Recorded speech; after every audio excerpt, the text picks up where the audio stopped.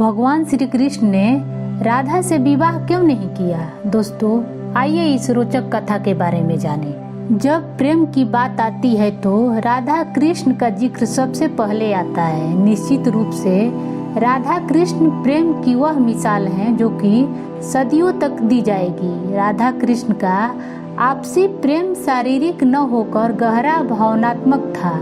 कृष्ण की पत्नी न होते हुए भी कृष्ण के नाम के आगे राधा का नाम जोड़ दिया जाता है।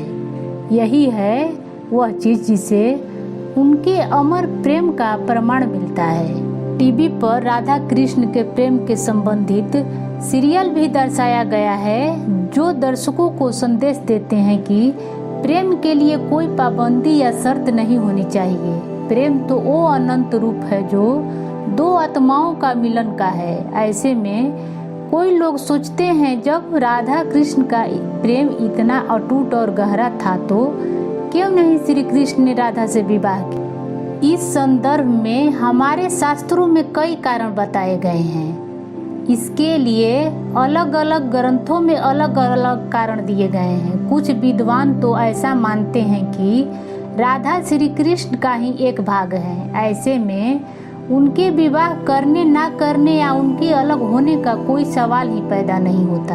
राधा और कृष्ण एक हैं और उनके मिलने के लिए विवाह का आवश्यकता नहीं है।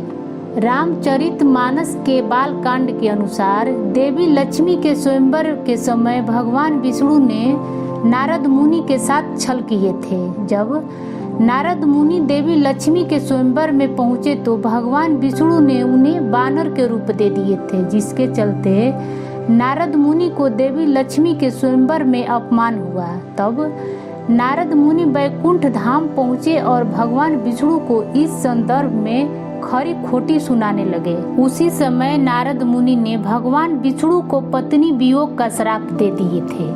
नारद मुनि ने श्राप के अनुसार ही भगवान श्री राम को माता सीता से और श्री कृष्ण को राधा से वियोग सहना पड़ा था। एक अन्य कथा इस प्रकार से भी है कि जब प्रथम बार राधा ने श्री कृष्ण को देखा था तब वह अपनी सूध खो बैठी थी। माना जाता है कि राधा ने श्री कृष्ण को प्रथम बार तब देखा था जब उनकी माँ यशोदा ने उन्हें ओखले में बांध दिया था। कुछ विद्वान यह भी कहते हैं कि राधा ने श्री कृष्ण को सर्वप्रथम संकेत तीर्थ पर देखा था। राधा कृष्ण ने एक ही दृष्टि में एक दूसरे के अद्भुत प्रेम का वायदा कर लिया था। राधा बरसाने के रहने वाली थी और उनके पिता का नाम ब्रिजभानु था। वह श्री कृष्ण से 5 वर्ष बड़ी थी, लेकिन दोनों के प्रेम में यह कोई मायने नहीं रखता था। राधा ने अपना जीवन भगवान श्री कृष्ण को समर्पित कर दिया था और वह सारे दिन श्री कृष्ण की मुरली के धुन में खोई रहती थी।